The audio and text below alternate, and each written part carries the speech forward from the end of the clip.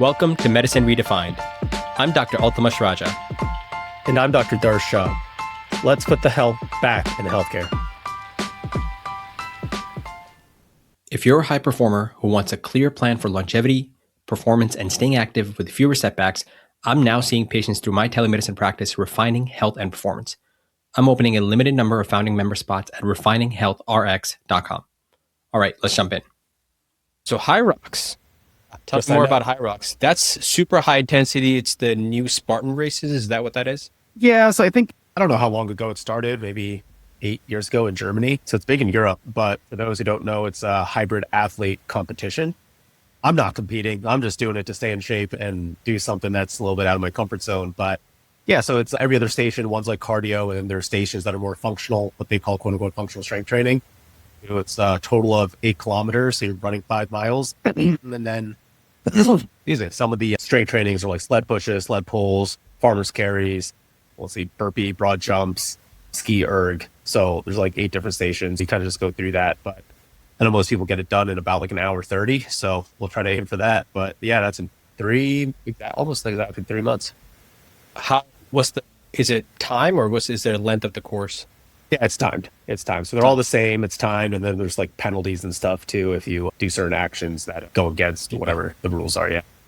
For training for it, do you become part of a HYROX gym, kind of like a CrossFit box type situation? Or no, you don't need to. So like yesterday I did like a hybrid athlete workout. So like 4 rounds, like 500 meters, 12 burpees, do walking lunges, ski erg, and just like do that 4 times, trying to, keep pace, RPE of like 7 to 8. So that's kind of like, the hybrid athlete training. But then of course you want to get like your technique right on sled pushes, on the wall balls, make sure you get enough depth and learning how to take the ball down. So like those small things can really make or break from an injury standpoint, and even just from like a transition standpoint, from going from one station to the next, from stamina, that can really make or break you.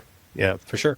It's so funny. The branding pieces, tell me how hybrid athlete training is different than functional training 15 years ago. It's the same thing, keep coming back and forth, and it's just called something a little bit different. It's funny. I have a friend who's always like, why do they call it hybrid athlete? Why is it not just athlete? And it's different. To me, it's different, right? Because I think the hybrid portion adds muscular endurance plus strength plus stamina, right? So you're hitting all 3 of those in the spectrum.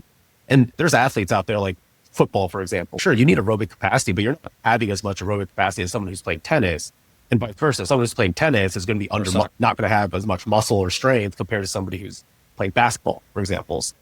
It is its own sport in a way. At least HYROX is becoming one because, dude, they're everywhere. Like any country you name, it's happening. And now people want to go travel. Like I'm even thinking, man, on my next trip, do I go somewhere where like there's a HYROX, compete for it, and then enjoy the country? I guess my question is, how is it different than CrossFit?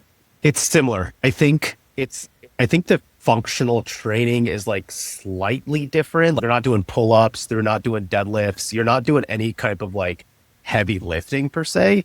The cardio portion's still there, but like the most strength portion, I think, of HYROX is probably like the push and the pull of the sled, and everything else is just muscular endurance. Sure. Yeah, but it is more similar. Calisthenics based. There are no big 3 movers, whereas CrossFit, those are part of the staple. Now, are you doing big lifting too, or no? No, I've done it here and there, but yeah, I'm not really doing that. But it's not part of the HYROX. Correct, it's not. Whereas, dude, this is nuts now. Lifetime Games. So Lifetime, the gym, has come out with their own games now. You're kidding me. Called the LT Games. But dude, if you should just Google the stations, man. It is like insane. So as a guy, they're expecting you to do deadlifts, 225 for 45 reps. Like that's just one station. There are 17 stations. You're doing like a clean and jerk. As fast as you can. It's timed. So it's like HYROX where there's alternating stations, but the amount of volume that they expect you to do is absurd. I was like, how are people even doing this? Like the first LT Games was done in Minneapolis, and the winner was the guy who's like the world record person for HYROX, Dylan Scott. And he got done in like 36 minutes. And I'm like, dude, how are you doing this? These are freak athletes. But I'm looking at it now. It's amazing. Yeah. It's pretty cool that you do that. You know what this tells me? That fitness is going to be good for a long time. 100%. Yeah. No, but it's all volume. Like LT Games are volume based, and I just don't get it. Okay, you don't have to do 225. You can do more is better, Darsh. More is always better. It's true. 185 pounds for 60 reps. I'm like, who in the world is doing this after a 1,000 meter run? Wow. I mean, this is the first I'm hearing of it. Lifetime is pretty big. They're expensive everywhere you go. I'm interested to see how well it takes off and how popular it's going to become. Yeah, Yeah, I the guess thing right everybody's now is, shifting towards this hybrid situation. yeah, lifetime games are only for lifetime members, I think, for now. So Oh, as of now, but we'll oh, see what okay. happens. That's interesting. It's tough. I'm not Yeah, sure all the best athletes have a lot of money because each gym is like $250 or something ridiculous. yeah, it's about that. Yeah. It's going to be one of those things. How you watch a lot of the World Cup, right? Yep. There was so much smack being talked about the U.S. system and whether or not we need to reevaluate how just going through the phases of like PB soccer and escalating Yeah. through the ranks is US ever going to be able to compete? And it's like, no, there's a little bit of a gatekeeping because travel soccer, you have to be able to afford that. You have to be a certain socioeconomic status to be able to qualify for a lot of these things. I forget, it was a previous athlete talking about how he takes his son to like his son out in the travel leagues thinks he's Pele, but then he goes to the inner city and these people are just running circles around him.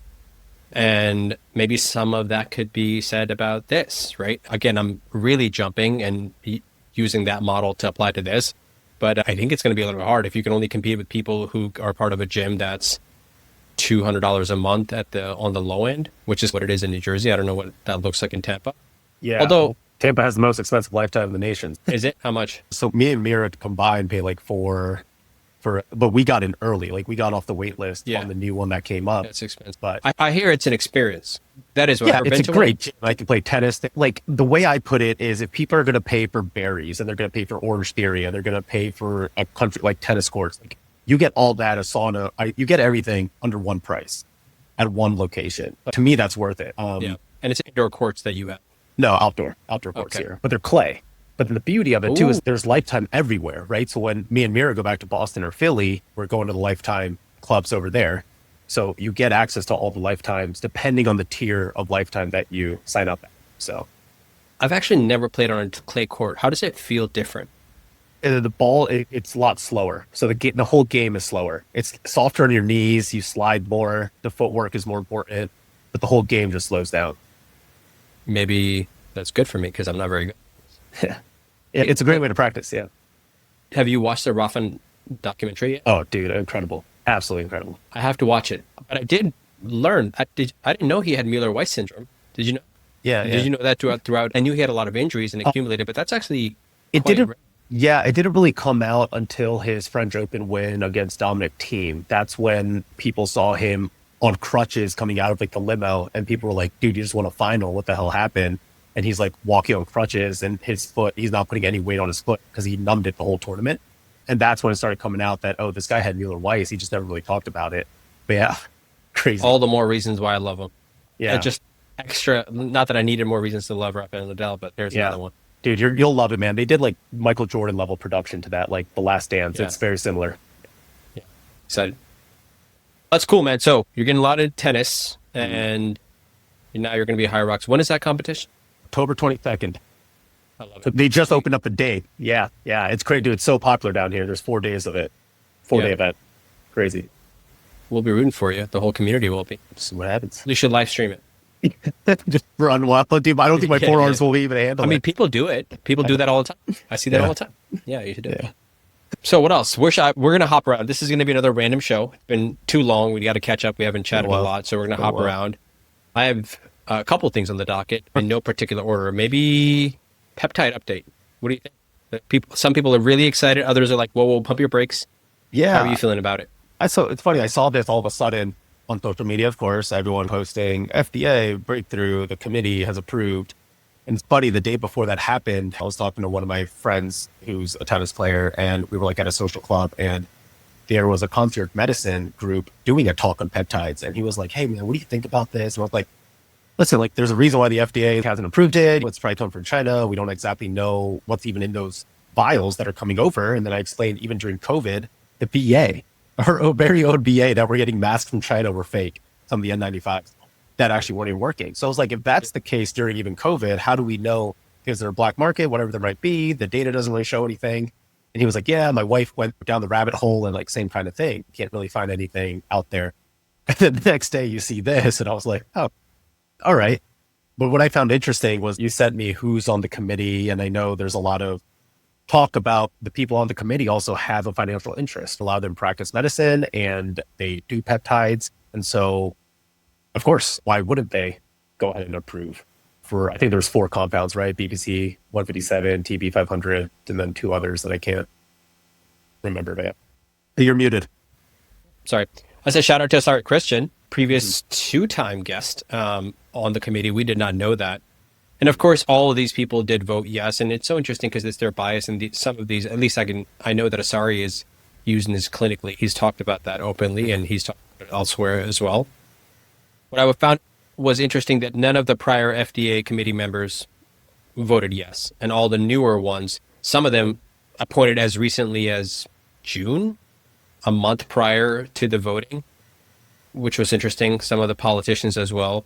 I think though, what I'll say is, first of all, if people are not aware, we don't need to get super excited because this doesn't mean that the FDA has approved it. This is just one step out of many in that direction for this to happen. It's still a 12 to 18 month process for this actually to happen. If you are in the camp of yay peptides, it is exciting because at least they voted that. They can still go back and look at it like, no, actually veto or override this. I think at least that's my understanding of it. But at least that's what the committee has said. But after this, there's a bunch of other steps that they have to go through for this to actually start being something that compounding pharmacies can do, quote unquote, legally. They've been doing this, though. Ultimately, even if it does get FDA approved, it's still going to be what compounding pharmacies can now compound it legally. They've been doing that for decades. They actually never really stopped doing it. They just attached another molecule to it and just called it something different, like pentadecapeptide, which is basically BBC 157. Maybe, and they do this. They have these workarounds where they add like a vitamin B12 at the end of it, and all of a sudden it becomes a different compound, and so it's the workaround. And so, I think those people who are prescribing, and to be fair and full disclosure, I've prescribed it. We were doing it. I would say that maybe, actually, I don't honestly know why people are excited because those who were getting it for like research purposes only were not getting any of the legit stuff. I shouldn't say that. Like they don't know what they were getting. They were getting it from like even more gray market. They weren't getting it from compounding. I think physicians maybe I should ask you. I haven't had this question. Is like, if physicians were prescribing it before, what's the reason to be excited about? Does this change anything in our clinical practice? I don't think so. I was reading Healthcare Huddle, right? That newsletter. I forget the guy who writes it, but he had a pretty good piece on this a couple of days ago. And his main concern, or what he talks about, is now there's a pressure for physicians to now prescribe it. Oh, so right, okay. It's coming from the consumer side of things, saying, hey, this is now quote unquote proved. This is the joint that I'm feeling pain in, and I want BBC 1B7 or whatever else. And then it's up to the physician to be like, do you give it? Do you not give it? The pressure, do you lose the patient? How do you keep them satisfied? That was really the main concern from that end. But I guess the excitement part, I don't know. It's interesting because when you look at who the main population is, it's really middle-aged women, I think. It's not your athlete. It's not really as much as what we consider the gym bros and things. I know that for social media probably tends to promote it, and that's where you see it. But in real life, it's a lot of these concierge medicine practices that are just prescribing it to your everyday person. Yeah, listen, I'll tell you what, man, I spent a lot of time in these rabbit holes, of course, for the purposes of providing better patient care, but also from a personal standpoint. Like, update for you, that scope didn't really help a lot. I actually do have full thickness cartilage tear in my hip, so I have arthritis in my hip now. And with that, still dealing with the shoulder, got a labral tear in the other shoulder. If there's something out there that's going to help preserve the joint or cartilage or help with the pain, man, I am all about it. In fact, you will find me doing it. But every single time I try to convince myself to go and look at the literature, I am so underwhelmed about this. There is absolutely no meaningful research, I should say, that this is where we should be spending our energy and time. And so it's so silly to me, but a lot of things that people do don't make a lot of sense, I suppose. Either way, I guess we'll see. Probably time will tell where we end up. I guess maybe the disclaimer worth mentioning, if you are convinced that this is going to be your saving grace and you're going to do that, please find a physician. Please get it from the appropriate avenue. There are enough physicians out there I guess depending on what's more, definitely in Tampa, definitely New Jersey and the New York City. If you're in a big city area, you're going to be able to find folks who are knowledgeable and will get you at least better quality products. You don't want to be getting it from just the website. I recently had a conversation with somebody who I know who said that they got retatrutide for $80 and was telling me about some side effects they had. And I was like, and he was saying, oh man, you got to be careful with retatrutide now. And I was like, is it the retatrutide or the liquid that you got, which we think is retatrutide? And his response to me was, and I'm not going to name him, of course, but his response of, no, it came with a slip and it was a real legit. And I was like, I don't think that's kind of the barometer for what it is and is not legit. And so you just got to be careful. And so I think that one of the things that I'm glad that we do and will continue to do, I think, is have the conversations with folks such as Asari, other people who think that this is plausible and entertain that thought. I think we got to be able to call a spade a spade. And right now it's so preliminary. It's barely it's pretty much non-existent. Yeah. And so you just got to be careful. If you have all the money in the world, like, yeah, it's somewhat low risk if you're getting it from the right sources. But if you're getting super excited about it, you got a pretty boring life, I think. Fair enough. Do you expect research to increase for like the pharmaceutical end, especially when you have like semaglutide and GLP-1? No? Well, for those, yeah, sure. Yeah, for those, but I'm saying not for these. No, I think Huberman was recently on Tim Ferriss's show where they talked about this a little bit, and I'm 100% in agreement with that. There is an incentive to do this, just like there's less incentive to research PRP. There's less incentive, right?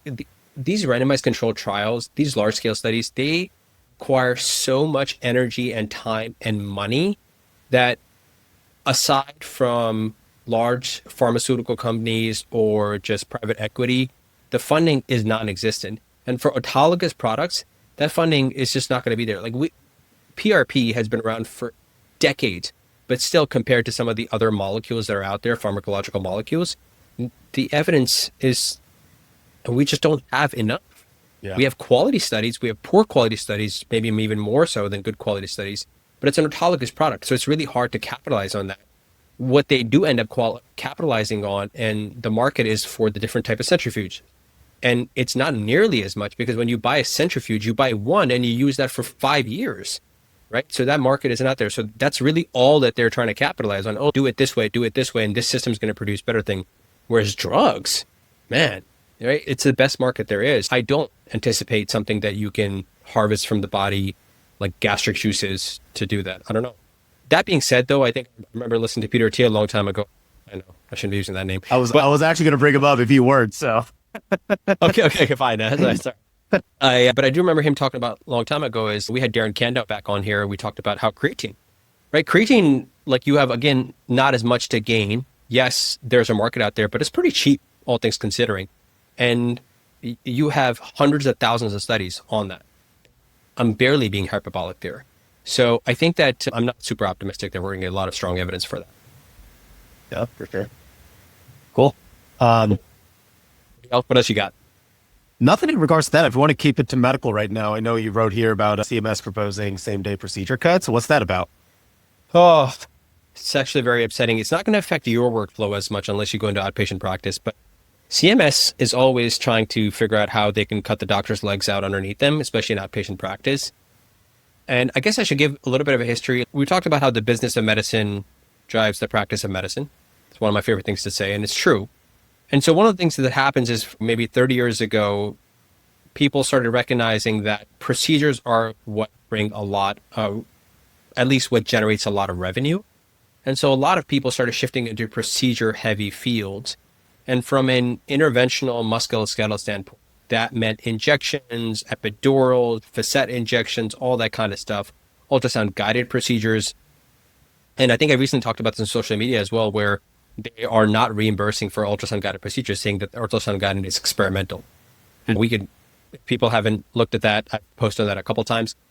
But by the same token, there is a new CMS 2027 proposition where they are proposing cutting the reimbursement for same day procedures. So right now, the way that it works on a patient is you see somebody, right? So you might come in, I might do a consult, you come in for shoulder pain. I decide that your shoulder pain needs an injection. Maybe together we decide that you need injection. depending on your insurance, if I don't need a prior authorization, I can actually administer that injection the same day. From an efficiency standpoint, that's a no-brainer. You're a busy guy, right? And I'm pretty booked out. So if you come in today and it's pretty straightforward, we do the injection, you go about your business, you'll come back maybe 3 months later, hopefully we'll have done other things, but that's beside the point. But if we say no, we can't do that for either lack of prior authorization or number two, because the reimbursement's not going to be there for me to do the consult as well as inject the same day, you might have to wait 2 months to see me again, which is so stupid because the only reason we're not doing it is because of insurance dictating it. So it's a waste of your time. It's a waste of my time. It's a waste of resources. It's a silly thing. And so what they're proposing, and I got to get the rule right on this, is like that first injection, I think is going to be okay. But the second one, there are a lot of times they're not going to determine necessary. They're not going to pay for. So there's like this commenting period, and I'll link it in the show notes for people where you can go and you can comment on that. I don't know how many interventional folks listen to this. Hopefully a lot. If not, please do send it to somebody, because that's going to make it really difficult. I have so many patients, man, who complain about not being able to see their orthopedic surgeon or be able to see a specialist or a neurologist for 4, 5, 6 months in a row. And sometimes when they see me, I do a good job trying to get them in relatively quickly after we've decided that we're going to do the injection, because now it's straightforward. I can squeeze them in here, squeeze them in there. But sometimes it's still like a 3 to 4 week lag. And if you're in pain, my dude, like you're playing tennis and that's really important. Let's say you hurt yourself, or God forbid, it's not going to happen. We're knock on wood here. But let's say you got that HYROX competition end of October and you tweak something early October, a strategic toradol injection is going to help you perform. It's going to be super important for you. But if you see me beginning of October and I can't get you back until the end of October, you're pretty pissed off that you trained 3 and 4 months, right? Like Nadal would not be able to win that French Open. Yeah. That was the dynamic that he had to deal with. Yeah, it's like another nail in the coffin for not accepting insurances. More and more physicians are actually stopping or starting to not accept Medicare, which is crazy, right? Medicare is supposed to be universal access, but because the reimbursements are so bad, physicians are just opting out of Medicare. Dude, I'm seeing it on the inpatient side though too. Like the amount that they're looking to get a 9-time-232 billing, dude, just the justification to bill appropriately for moderate complexity is like impossible. It's like I'm primary attending. I'm spending so much time. I don't know what else you need. Like there's comorbid lists of this long, but you need me to write down everything. Like you need me to speak into Dragon and tell you exactly every little thing. It's insane. And it's going to be tell people what 99213 is just so they don't know. So yeah, there's different billing codes, right? You can do low complexity, moderate complexity, high complexity, right? High complexity, patient very critical. You're looking at IV medications, potentially a send out to the hospital. Legit, it's high risk.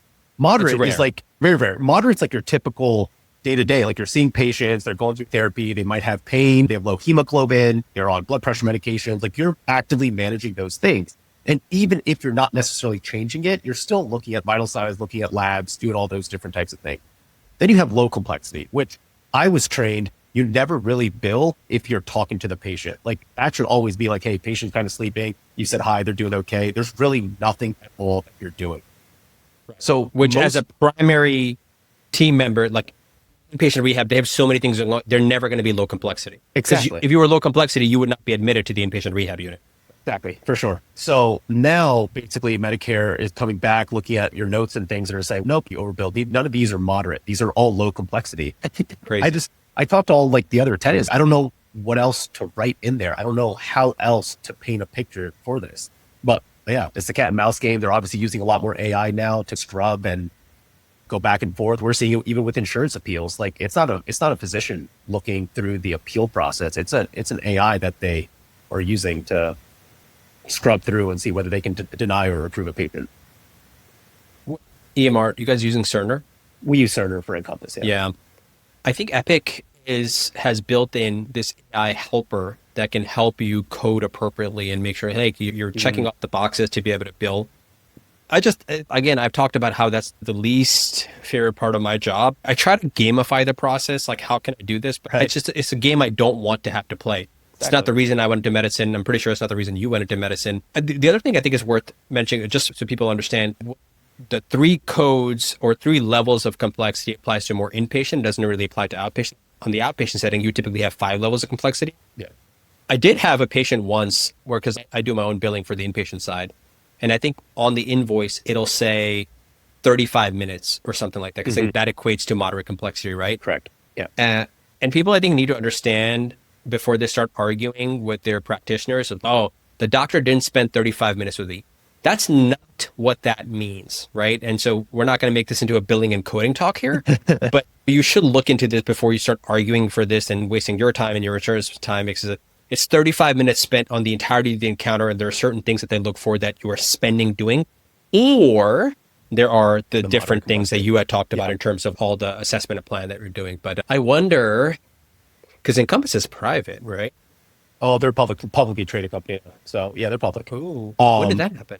Must be some time now, I think. Before I joined, yeah. They've been doing everything that Epic has been doing. So like we now have AI for H&Ps, as you saw, and things like that. Did see that. By the way. Yeah, I'm guessing they're going to start doing the same thing where the coding, they have a built-in software that will try to help you with the justification. Sure. I think they have to. But it's going to be so clunky in the beginning. You know this. Because, it's just, as it's so funny. And I want to talk to you about that because I was texting you the other day. It's so exciting how good these LLMs are getting for a variety of things that we have to do. But at the same time, in areas where I have domain level expertise, like real heavy, they're so bad that it makes me angry. It makes me angry. So tell me, actually, I feel like we can't do a progress now without an AI update. Where are you at right now? We've had so much progress. We've had Fable come out. We've had 5.6. We've had Opus 5 now. That's where we're at as of late. And tell me what's up with you. What's changed? I don't know if anything has changed per se. I just think I'm using it a lot more. It's definitely infiltrated pretty much all aspects of everything I'm doing. So Claude I really enjoyed, right? They're so Anthropic. They were kind of leading the pack. I was using ChatGPT a lot, but Claude and Claude Code specifically had a really good way of just synthesizing information. So I took actually the code from ChatGPT, said, hey, give me the code for everything from our chats, copy and paste that into Claude, create a second brain for myself. So I was telling you this, how when it comes to building out my practice and just building out my life in Tampa, there's a lot of moving pieces, right? Different people I'm networking with, different emails I'm sending, different dates that they're happening. And I'm going to have to recall that a month, 2, 3 down the road, just so I can have more leverage and I know exactly what I'm talking about when those introductions reoccur. So I will go into Claude and daily or every week say, hey, capture this. This is what happened on this date. This is who I met. This is what we talked about. And it stores it into its file. And I'm a very game theory heavy person. It really goes into all the different kind of based off everything ChatGPT knows about me. I'm a Slytherin essentially, right? If it's a Harry Potter house and it knows my personality and knows everyone's, right? When you use it that much. But now the Claude has that information. And so it can really tailor exactly what I need to know and what moves I should make depending on whatever I need to recall. So it pretty much acts as my second brain. I can kind of just dump all the information in there and then retrieve it as I need to. So that's really been like I said, the biggest change. The rest of what I'm doing is HYROX training. ChatGPT is kind of giving me just like coaching stuff. So I use ChatGPT for my workouts, financial stuff, as an independent physician, just understanding how the money's moving, where it is, taxes, things like that. Yeah, those are really the two big things. But other than that, I used a lot for just kind of recommendations and optimize, I guess. I assume you're on the max plan. For Claude. No, I'm not. I just use the free. No, I just pay for the basic, whatever. So I have the basic. I pay for what's the next version after that? After the free one, $20 a month. Yeah, is that max? No. Oh, okay. Max is I'm saying no. So I want the $20 a month plan. How do you possibly get away with that? I had to upgrade to the $200 a month this weekend. Really? So yesterday was the first time I actually, it like said, hey, you needed to get more tokens because I was trying to build out like templates for consulting and like dot phrases and stuff. So that was the first time it was like, hey, you need to do more or come back tomorrow. And I was like, I'll just come back tomorrow. Yeah. So I was like, I know you got super excited when Naval released a bunch of his episodes out. Yeah. I want to like him so bad because I know you speak highly of him. But I'll tell you what my beef with Naval is before I come out. But I wanted to apply. I was like, this guy's clearly, obviously he's an amazing and a very clear thinker and he has a lot of great advice. I was like, yeah, I'm going to token max like he says. And what happened with the token maxing over the weekend, all of a sudden I had to, so I was strictly on the $100 a month. So the max has 2 levels. Yeah. There's a 5x usage at the $100 and 20x usage. And so I'm there. And then I was running out of tokens because I'm using Fable for everything, definitely overusing the models and over tuning them as well. And I was like, okay, well, the next level up is an extra $100. So I'm just going to buy $90 worth of tokens and see what happens. Well, I used them in 24 hours. And so then I had to upgrade anyway the next day, because I think if you run Claude code on Fable 5, it's going to destroy your token situation. So I got to figure a better system out. For those not listening, I think that Naval's talked about this in a couple of episodes where he's trying to use the best model. He doesn't talk about the effort, but he does use Claude a lot. And he makes a really good point. He said that the asymmetric risk that you have of being wrong, even an extra 2%, if you're doing high stakes things, which I know you are, I certainly am, it's not worth it, right? And so if one model is correct 92% of the time and the next best model is only correct 90% of the time, well, maybe over one decision that doesn't matter. But if you ask it 100 questions and it's wrong 10 times, well, that's a compounding error that you have. It's going to be more than 100 for it to compound really over time. And so I was like, okay, well, yeah, that makes sense, right? I can't really afford to do that. I don't know if it makes sense where I have to pay $300 a month, though. And so I got to figure a better system out. I do hop back and forth between the two, but I couldn't agree more. I think that when you build systems into it, it's so incredible. And you pointed to the computer. I've gotten more comfortable using Claude Code and Codex as well. I do find that the Codex coding is better. It's faster. It's more direct. It seems to be cleaner. I think most people will agree it's definitely more powerful. And so I think what a lot of people at this point will say, and I'm trying to do this, is that you plan and create a blueprint with Claude Code, and then you shift over to Codex and let Codex run with it, where you have like less checkpoints, which most of the things that I'm trying to automate, I don't really care about the checkpoints. I'm like, yeah, just give me the final product, and this is what I want, and this is what I'm looking for, and what you've created doesn't work. Here's what I don't like about it. Go fix it and make it better. That's pretty impressive. It's pretty impressive. Like some of the least favorite parts of the things that I have to do, including some social media stuff, it's helped me in terms of uploading and fixing stuff that I don't enjoy the aspect of it. Believe it or not, I've been able to not have Instagram on my phone and still do a good job, right? So that's what's cool about it. No, for sure. Grok 4.5 apparently is supposed to be amazing now too. So yeah, it's really expensive. I don't know why Elon makes it so expensive, considering he's a trillionaire. It's kind of stingy, don't you think? I actually don't know. Yeah, how it's much like is $300 for Grok Heavy or something. Yeah, it's like the most expensive out of all of them. Yeah. It seems like the race is turning into just the two, though, and maybe he's taking his foot off the gas pedal for now because he was focusing on SpaceX for a little while. Not sure. Yeah, I don't know. I don't know if it's going to be like the AI is going to be built into the Optimus robots, or he's got to plan that. You said it's in Tesla, right? It's in the car. Grok is in Tesla. Yeah. Yeah. I don't know what version or how that works. Yeah. I imagine it will be. Speaking of like recording conversations and storing those notes, the way that you're describing that you're using it for reference points later on, not Claude, Plaud. Have you heard of that one? No. Plaud. I think it's like this, it's a device. Yeah, Google it really quickly where you can, it's a note taker. It's an AI voice recording note taker that I heard Stephen Bartley talk about this first time. Like some people will have it like on a lanyard around their neck. Other people will have it near their phone, where it's listening to their entire conversations throughout the entire day.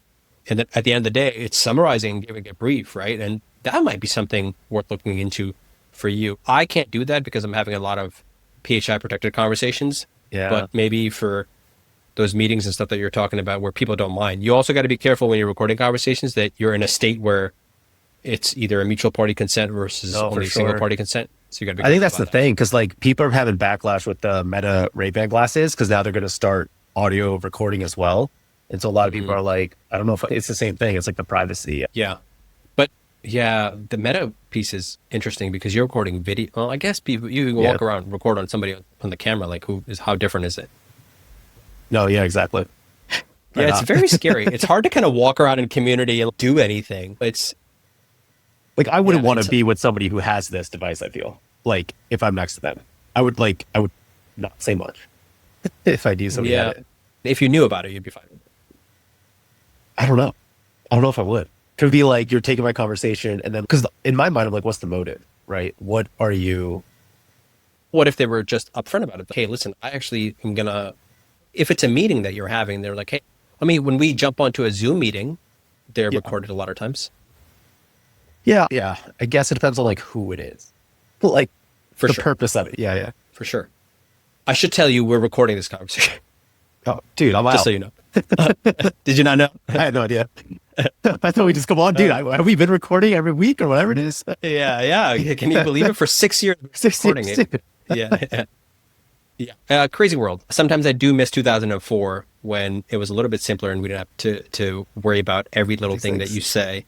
Yeah. But I guess I'll be less of old man get off my lawn type situation here. What else? Oh, let me tell you about what I've been getting to. Photobiomodulation. Have we ever talked about this? I feel like we've talked about red light therapy, but We have an episode on it. too much. Yeah. We do a long time ago. Yeah. Have you ever seen this? The Kinyon device? No. I'll show you for the camera here, people to see. Red light therapy, right? Photobiomodulation is the medical term for it. It's not just red light. When a kid has jaundice, they go in, that's photobiomodulation. But red light specifically, I know people were like, oh, purple has so many benefits. It's good for your skin, your system, and anxiety, and blah, blah, blah, and this. And I was purely interested in for musculoskeletal health and joint-related pain and tendon and I suppose inflammation in that sense. And so getting into that, I mentioned hips been bothering me a little bit more, shoulders been bothering me a little bit more. And what can I look into? So I was like, let's just try it. It might be low-hanging fruit.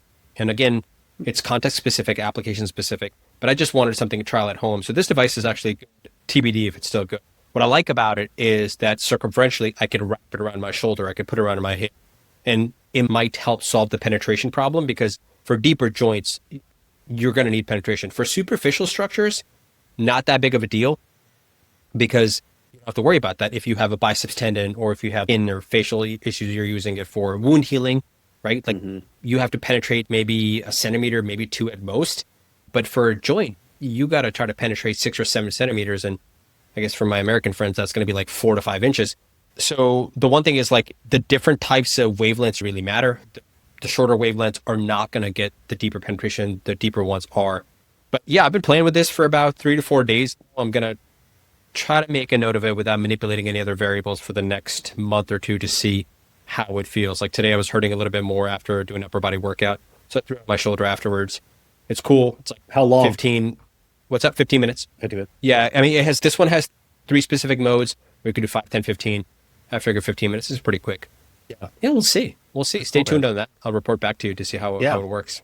Speaking of red light, I still have the Iris store. I need to get back to it. But for hair loss, there is some data to show that it can, there you go, man, just strap it up there. Yeah, just strap it on my head. Yeah. But I want people to listen to this, right? Because red light's everywhere. And there's companies now that are really well branded, really well marketed. They'll talk about red light as like a shower head. So there's red light and then water. And I'm like, the light's getting scattered. Like penetration. How is that penetrating anything? So at this point too, there's just so much out there that sure, you can make a price point really high and people are going to think, well, if it costs $500, it must be good. But again, I don't think it's medical grade and I don't think it's actually doing much. But things like this where it's on the skin, it's right. Yeah. better. And see, this is where I get excited about the fact that we have these LLMs available to us for so cheap, because now when people see this, they can point this to ChatGPT or Claude, use Opus, whatever, and say, hey, listen, I'm interested in doing this. Let's just say the shower head, and ask it the right questions and say, does this make sense? Here's what my goals are. What do you think? Does it actually make sense? And I think in that purpose, it does a pretty darn good job to call bullshit. And this was interesting. I heard Stephen Broadley talk about this once in terms of like where he asked his friend and him asked the same exact question of their LLM. And to him, he told it was Messi was the best player. And his friend had told him Cristiano Ronaldo was the best player. So that's the part that is it being sycophantic for you and it's going to give you some answers. I haven't found that. And maybe it's the guardrails that I've put that into there. I guess one person could argue is like, how do you know? How do you know that it's lying to you, right? A third party has to observe it. But I do a pretty good job asking it to ask it again. And I'll take the same answer over to a different LLM and have it check it, give me the version 2 of this. And I'll come back and be like, give me the version 2 of this. And in some sense, it's like just going back and forth and sucks up a lot of time. But it also does, I guess, foolproof me in a way where I'm not being gullible with the LLM. Anyways, what I was trying to say is hopefully people will do that type of stuff and be like, does this actually make sense? Because like I said, you don't know what you don't know. And when it comes to health related topics, I think what you and I are lucky is because we've developed that foundation. And when it spits out some nonsense, we're like, this is so stupid. That doesn't make any sense. We can see that. I fear that people a lot of times can't. And so patients come in and they'll ask me a question and they'll say, oh, I've been doing my research. And I ask them, I'm like, hey, who are you using? Are you using ChatGPT or are you using Google? Because people are not using Google. And they'll just pause. They'll look at me like sheepishly, almost like they're ashamed. I was like, no, it's cool. Let's use it. Let's use the tools appropriately, but then let's also understand their limitations and let's talk about like how it makes sense and how it doesn't make sense. So hopefully it'll help filter that out. I don't know. What do you think about that? Do you think that'll help or? Oh, 100%. The whole reason I said the light scatters is because ChatGPT told me that. It's good. Yeah. Like I literally put it in ChatGPT and that's exactly what it said. It's like, no, this thing is stupid. It's not going to work because light scatters and look at the physics and blah, blah, blah. I'm like, that makes sense. And so I know a lot of people think, oh my God, this stuff is going to make me dumber. I think it's the opposite. Like I think ChatGPT and these LLMs will actually help you think in a different way, a little more outside the box when you have those obscure questions. And the next time I have a medical device and I'm like, I can at least take that first step to say, this is what I think. Let me now check it against ChatGPT. Again, you're not trying to look for bias and say, hey, this is what I think. Do you agree? Please agree with me. But asking it a question and getting to that next level of deeper thinking. I love doing this. So I'm going to come back with the counter argument to my counter argument. I think, well, one thing I would add a little clause to what you said. I think that if you ask it the right questions, which the presumption is you know how to ask the right questions. Right. Right. And so that's one. But the number two thing that I'll say is, I remember Dr. Arnn talking about this. It's like, we have to be able to tease out like what's scientific versus what sounds sciencey. Right. So ChatGPT and these things, kind of like the example, like you just used, like a lot of times they'll throw something like, yeah, that sounds pretty sciencey. That must be right. Yeah. You know, like, and so it does a really good job, I guess, articulating and walking through some process. And if you don't know the basics of it and it sounds sciencey enough, you'll believe it. I mean, this has been humans have been doing this to other humans for a very, very long time. This is why the supplement industry is so good. It's like you throw a word to be like cortisol, inflammation. Ooh, those are bad, right? Let me buy that supplement to suppress my cortisol or suppress inflammation. It's like, all right, come on. It's got to be a little bit deeper than this. And so I do wonder, but some med students asked me today about how am I future-proofing against AI? And I told them I'm diving deep into it. I'm becoming familiar with the tools. And it's if you understand the workings of them and you simultaneously develop and have a process to develop that education, which I think, I'm not in medical school, we should talk to Harita about this in terms of what her current education like model looks like. What are they actually giving to her and how are they teaching in the AI world? Like in some sense, you and I grew up learning without these tools. And so we had another way to learn. And now we're applying these tools to it's stacking on top of our knowledge base. But if you're only growing up in this, you don't know how to fight against that. Does that make sense? But do you think you have to fight against it? I don't know. But what I'm saying, if I only know that way, if I only know through conversation with AI, I don't know where AI is wrong. The only reason I'm telling you in these things, I know where AI is wrong is because, so the coaching thing, right? I'll give you that tangible example. I have a very strong background in strength and conditioning. And I have the luxury of having learned from the world-class strength and conditioning coaches and having somewhat, I would say, world-class strength and conditioning coaches who I can text about stuff and even pick their brains about now, where I will run it by like my performance coach, right? And coaching will come in up with a macrocycle or a microcycle with a macrocycle. And the program design is so shitty sometimes. It is so bad. And I'm like, I feel like a strength and conditioning coach 2 years in would do a better job. Like, how are you so bad? Sometimes I even find myself yelling at it. Like, well, how are you so bad? And of course, it's going to be apologetic. But I would only know that because of the experiences that I've had circa 2009 to 2014, 15. And so that's what I mean. It's like, otherwise I wouldn't know. Yeah, fair unless enough. I'm really putting in guardrails and going outside of these tools to pick the brains of world-class experts and then test it against this.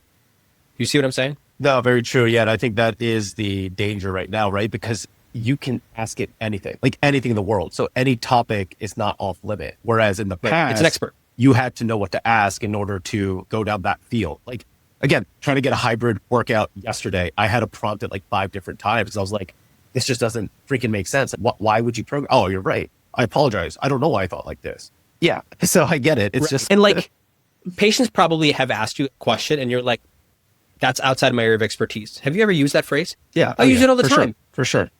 Has ChatGPT will it ever say, "Ooh, oh, sorry, that's outside my area of expertise"? They'll never say that, right? And so, like you said, it's trained on all the world's knowledge at the same time. So it thinks it's an expert in everything. And again, hopefully people are not saying, "Oh, these guys are bashing on AI." Look, I want to be very clear. I just told you I spent $250 on it in the last week, so I am very bullish on it. But at the same time, we just have to understand the limitations of the tools that we're playing with. Yeah, I think, this kind of brings me to like my next point here that I also wrote about, like Naval, Housel, and Clear, right? I think about this all the time because I bring these people up. So for the audience, you have Naval Ravikant, Morgan Housel, James Clear. At this point, I think they're all philosophers.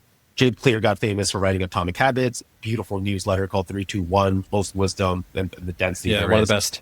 Absolutely. Morgan Housel, same thing, but wrote a book, Psychology of Money, The Art of Money, and then has a very, very good podcast. And then Naval, on his own over there, is a little nebulous, but he does tweet storms. He now breaks up his podcast. And there's a book that he didn't write, but that's about him, called The Almanac of Naval Ravikant. All three of these people are like the most amazing clear thinkers that I have come across. And the wisdom... Intended. I'm sorry? Pun intended. James Clear. Yes, absolutely. Yes, the clear thinkers, those three. So if anyone were to start from zero and try to learn how to develop mental models, become more of a clear thinker, understand how history repeats itself, understand and how to define your own way of what happiness, joy, sadness, envy, jealousy, all these human emotions are and how they interplay with the world. These are like the three people that I would just go and consume their media, because there's no bias per se in what they talk about. It's very like just pure thinking and pure mental models, and you can actually shape it into your own life. And so I think if you have that foundation, you can then go into AI a lot better, right? And now you know how to prompt. Now you know how to think about how to make it relate. You know how to put the guardrails up. And your experience with AI, I think, will become a lot better, because now you know what to take, what not to take, and then how the interplay of AI is affecting your life with the world. So it's almost like a form of metacognition once you develop that foundation. Yeah, it's really well said. I would tell people, because I think that you and I probably get off on the concepts of metacognition and other people probably don't. So it can be overwhelming.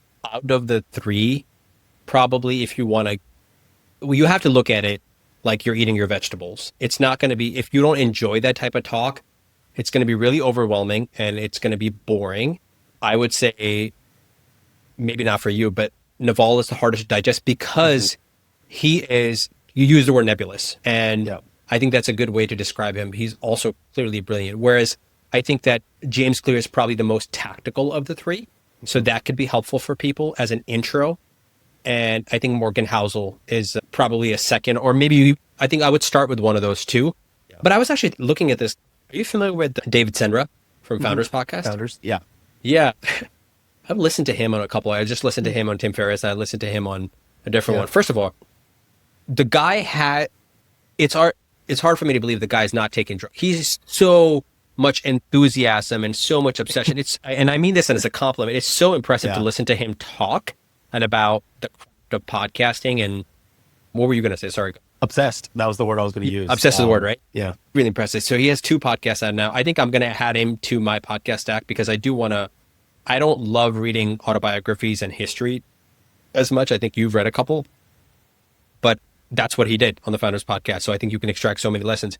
What I love about what he talks about and gives credit so much, he externalizes so much credit, despite him clearly being an amazing person because he's absorbed this knowledge, is he's constantly talking about all these other people who are great thinkers and they're brilliant, how much praise he gives to Charlie Munger and Warren Buffett and Daniel Ek and like all these people. And basically, for those not familiar, if you're not in the business world, this guy basically reads an entire autobiography or biography on a famous person and then will end up interviewing them. And some of the world's most brilliant minds listen to his podcast. And of course, because they listen to it, they find a lot of value and they will come in and they will offer this value. And so now he started a new podcast, I think called the David Senra Podcast, where he was already having 3.5, 4-hour conversations with these people on just like after dinner. He's going to record these conversations with some of these, million and billion-dollar founders.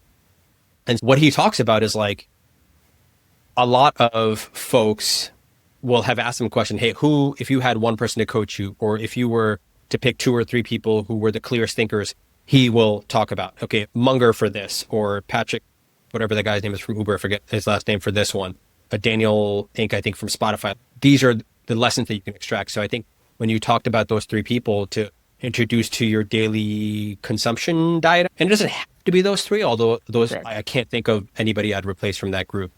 Just get that caveat in terms of, I recognize I've used the word like very noxiously in this episode. So excuse me. Here's my excuse. I've had a brain injury about 2 months ago. And one of the things that I kid you not about this, I know you know this because I told you offline, is that the things that I've recognized, of course, the vision, oculomotor stuff that I'm struggling with, but the ability to articulate.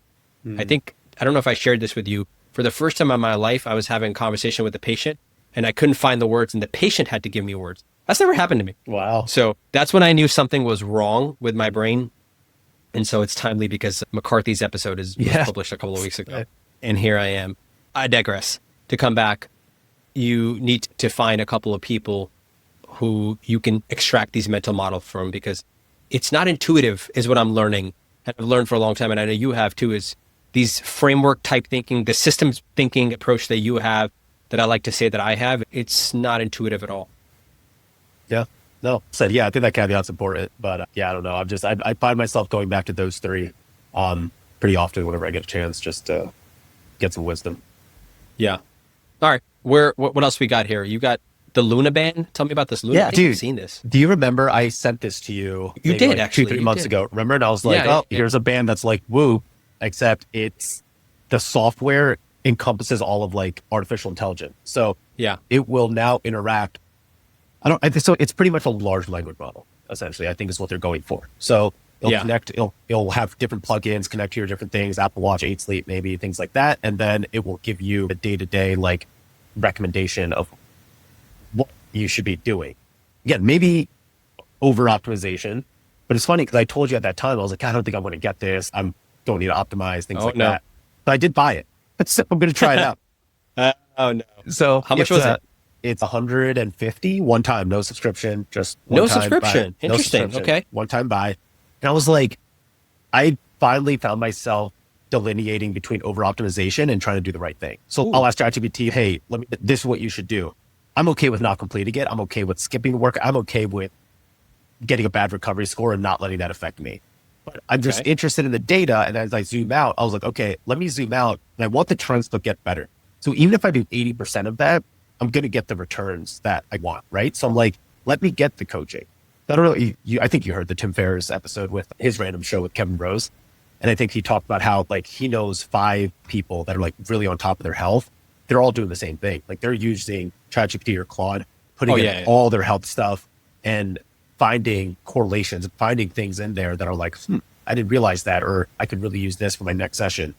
So I figured if Luna Band's trying to already do that, why, if I'm already using ChatGPT to do those things, why not just do it with a band that will then just track everything else? And I feel pretty confident now where I don't get lost in kind of the data as much, but I am interested given that there's no subscription. It's tech, it's AI. I'll learn from it. Yeah, I figured why not? I did hear that. And I'm willing to bet that none of those 5 people are healthcare practitioners. Correct.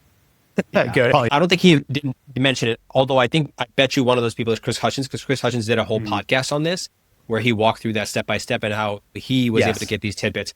I did also do this, by the way. Yeah. I made a folder, I pointed Claude Code to it, and I said, hey, create a comprehensive report for me. It didn't give me anything I didn't already know.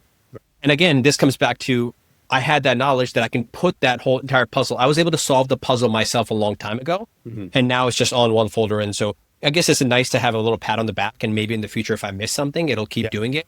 But again, to your points, like for those types of people, it's a little bit more useful.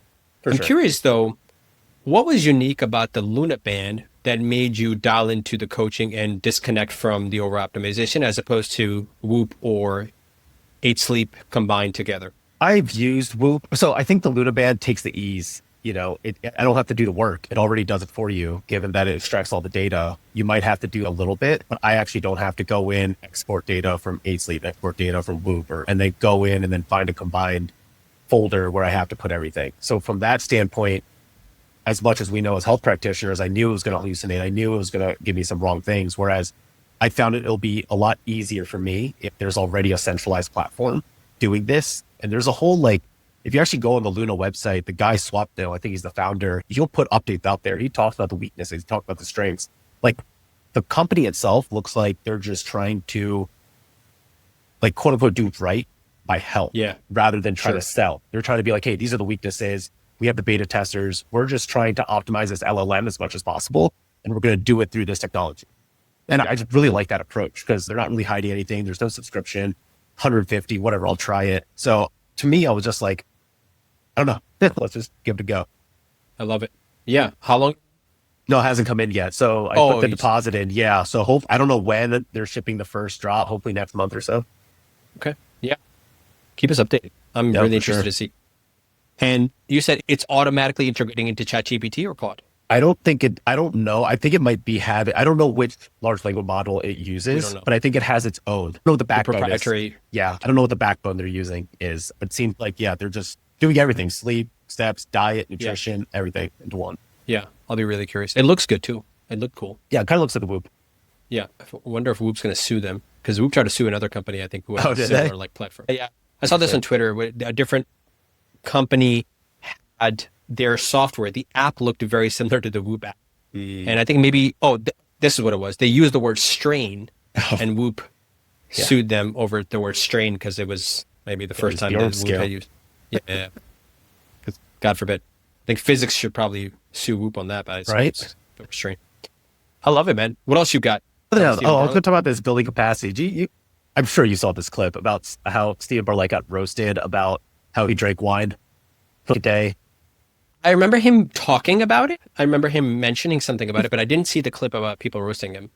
So everyone's just like roasting him in the sense that he talks about how he had 3 glasses of wine on a night. And then he said it ruined his next 3 days because he got poor sleep. Sleep was disrupted. And then the sleep led to not working out. And then the not working out led him to being like tired.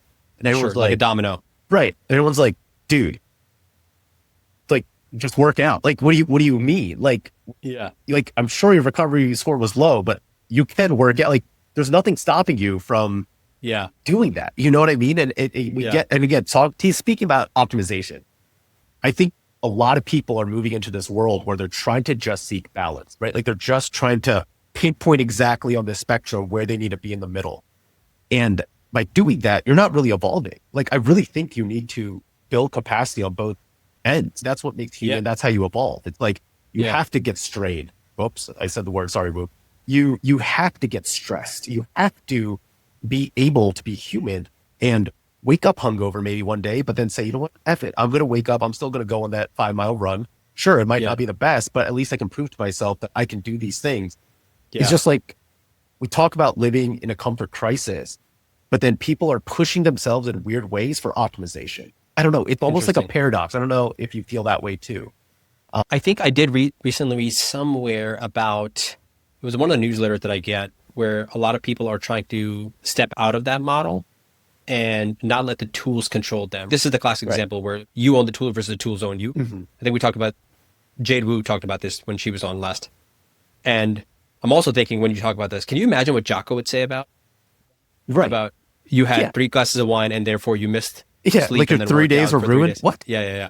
I couldn't agree more, man. You have to touch the extremes. You have to touch the extremes because you have to know what you're capable of, which is Andy Galpin, I think I might have heard him talk about, although I don't think it's his idea, is like once or twice a week, you need to go get that heart rate up, touch the max heart rate that you can, see what it feels like. But then you need to have a low dose or low day, right? And that's when we talk about HRV, which is one of the best indicators of your resilience and how flexible your nervous system is. That's what it has to be. Like, a rigid nervous system is not a good nervous system.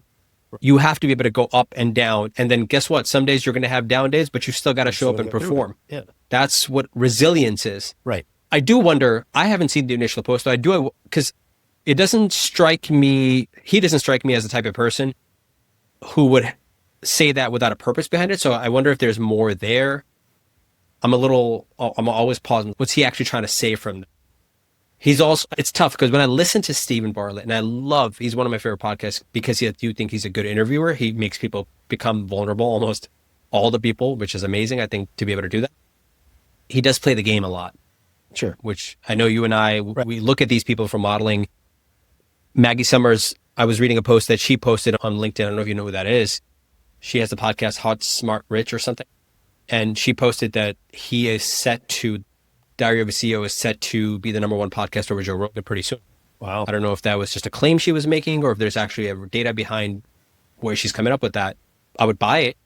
Recently, there was a list of the top 10 creators in 2026, and Stephen Bartlett is the only British guy on there. Every other person is from the US. So the guy is amazing. And he admits to the fact that he's playing the social media game when he's titling his podcast episodes and they're A/B testing. In fact, the one I was looking at today was like, the whole world lying to you about vitamin D. And it's like, I'm not going to listen to this dumb shit. Right. Even though there's good, but just because it turned me off, I don't know. Maybe I'll listen to it. You listen to it. Tell me if it's good. I haven't listened to an episode of his in like 3 months. Man. I stopped listening. So I wonder if he's playing the game. I wonder if he's playing the game a little bit. Which to me, like, and that's why I stopped listening to him, because I knew that. And I was like, I want, this is why I go back to Naval Health and Clear. It's like they're tried and true, right? They've done things in their life that they talk about, but they themselves are vulnerable. I don't find Stephen Bartlett being vulnerable in that situation, right? If anything, he's being like, I agree with you, man. This is why we have to get rid of this. And this is where the new trend is. And so he's looking at trends, and he says that, right? Playing the game, looking at trends. What pops up on the algorithm? What are the things I need to say? So maybe you might be right. Yeah. He could be just playing the game and saying kind of the rage bait things so that people then repost it or like, dude, what the hell are you talking about? I'm willing to wager he's going to be more. He's 33 right now. Mm-hmm. I tell you, I'm willing to bet that as he gets a little bit older, he's going to be more vulnerable. I don't know if you've heard him talk about fertility, and he has talked about multiple people at the time, and he's had multiple guests where they've discussed how difficult it gets as you get older biologically to have a child. And he said, I'm trying. It's hard. I've heard him say that multiple times. It's hard, which suggests that they've been trying for a long time. And he's talked about, I don't know, at this point, got to be coming up on a year where they've tried that and it hasn't worked. Now, it's not explicitly gone out and talked about his fertility journey like Michelle Obama did on the podcast, but those little tidbits that he adds here and there, or if he's been on a different podcast where he talks about how he struggles from disconnecting and talks about his spouse. I also find that as you get older, you're a bit more forthcoming in your struggles, right? Behind the mask. Right. So I wonder if that's going to change. I'd be curious. Probably. Where he's going to be 5-7 years from now. I wonder, right? Because if he's still trying to get to the top of the social media game again, what's the monster he creates? Is that just going to be his identity? And is that all he knows is the social media game? But again, you can win by being vulnerable. Like you can win by just being yourself and not needing to. That's a new concept though. Yeah. Because growing up, certainly for me, I think if you're an immigrant to this country or if your first generation is certainly coming in from Asia, it's not that. It's just you have to perform. And the only thing that matters is your performance. We also don't know, and I know we're trying to psychoanalyze this. Stephen Bartlett, we love you. If you want to ever come on, we'd love to talk to you. So you can answer these questions for us. Big fans. But your history and how you grew up, like those things might dictate it too. I think though, this idea of, hey, vulnerability is actually sexy. Being your authentic self is okay. You don't have to act like you have your shit together. It's a trap that high performers in particular, myself included, you fall into. So this idea of, hey, it's okay. Show your true self. It's okay. Admit when you are a fallible human being. I mean, the younger generation is promoting that. This is a concept they're understanding. I think though, again, you're what, 33 now? 34. 34. And yeah, even us millennials and maybe certainly before us, that's not an idea that they were okay with. This is not something that was promoted. Sure. The Monster You Create, highly recommend piece. We should link that in here for people to read. One of my favorite things. You read some good stuff. That's a good one though. I think it was, again, because it resonated so deeply with me. It's this monster I've created for 37 years and I'm trying to uncreate that. My hope was high performers read that and they think to themselves, day-to-day work, what are they doing? Yeah. Not an easy thing to unravel that, right? When you've tied it so tight. Definitely tough. So maybe in a couple of years, you should write the remedy to that. That would be interesting. I'd have to think about that. Yeah. Yeah. There's the remedy to that. Yeah. Good point. But funny, man. So this last quote I put on here, it kind of ties into what we were just talking about. So it says, to fall asleep, you must pretend to be asleep. What do you take away from that? It reminds me of, not to quote topping here, but it reminds me of something Martin Rooney said a long time ago. And he was talking about how do you act like a coach who is on fire, who has all this animosity, who has all this energy, is like the way you want to become and you'll become the way you act. I remember him saying that. And basically what he was trying to say is act like you're on fire, act like you're energized when you're working with these young kids and coaches. And all of a sudden you're going to become like this person who is just pouring out energy to the world. And you're going to be this inspirational coach. That's what it says to me. Is act like you're successful and you'll become successful. Yeah. Is that kind of where you're going at? No, 100%. I think so. It's funny because there's so many quotes that are like that. But for some reason, I saw this on social media and the guy was like, hey, there's like a Japanese or Chinese proverb that says, to fall asleep, you must first pretend to be asleep. I was like, because we do this every day. Yeah. I was like, damn, that's so true. You can't just go to sleep. You first have to act like you're asleep. And then it's like, dude, and it's crazy because when I started Tampa, right, there's a book called Managing Oneself by Peter Drucker. If people don't know, highly recommend it. Short read, like 60 pages. But it essentially teaches you your strengths in like the corporate world. Are you a leader? Are you a better number two? Do you work better in big groups, small groups, all those things? And out of that, I came across that, okay, I'm a better number two. I really don't like to lead as much. But it has been such a drastic change now that I'm an attending where I am the leader, essentially, not only just of the hospital, but everything that I'm building. And I look back and I'm like, man, like younger Darsh would have never have thought that I would be in this position. I was like, well, how did I get here? And it's exactly that. It's like, I just pretended I was this person because I think my blood was, I enjoy these things and I'm passionate about it. And so let me just act like I'm that person. Let me act like I'm the CEO. Let me act like I'm this medical director or whatever it might be to then go out and do these things. And then it's funny how the dominoes fall once you do act like, right? And it's funny how those things all come to place. You start getting those interactions. You start meeting those people that can make things happen. You start leveraging your network, all these different things. I'm like, wow, like this is how people do it. You know what I mean? Like this is how Elon or whoever, all these people, this is, to me, this is what Elon says. In 3 years, we're going to have robots doing surgery, right? Like to him, he's pretending to be asleep so that one day it can happen. Because what's the alternative, right? He says, no, it's not going to happen. So I know. I love that. This whole concept to me is just so interesting lately, being in your 30s and building something. Yeah, because I think people, a lot of times, they're waiting for their opportunity, right? Like Eminem talked about this, right? His one shot is like, when I get my opportunity, I'm going to perform. But you have to perform so you can get more opportunities. Exactly. Yeah. Yeah. Amazing. It's the agency, right? It's just going out and doing the thing. I love it, man.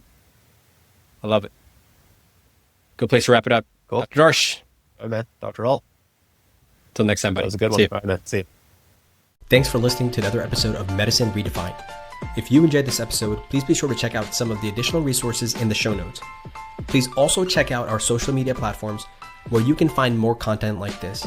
You can follow us on Instagram, Twitter, and TikTok at MedRedefined.